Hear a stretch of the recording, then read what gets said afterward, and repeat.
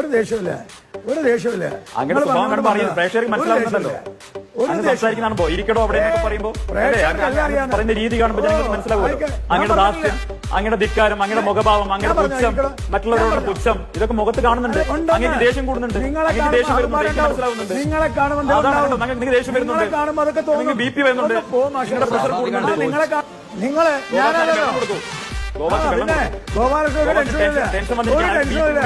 വെള്ളം കൊടുക്കണം. ആൾക്ക് ഹാർട്ട് അറ്റാക്ക് പോലും വരും, പേടിക്കും. എന്താണ് തോറ്റന്റെ പേര്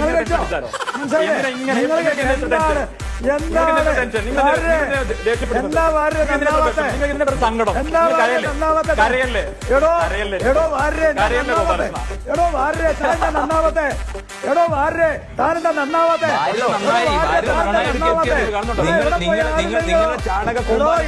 രക്ഷപ്പെട്ടു വന്നിരിക്കുക.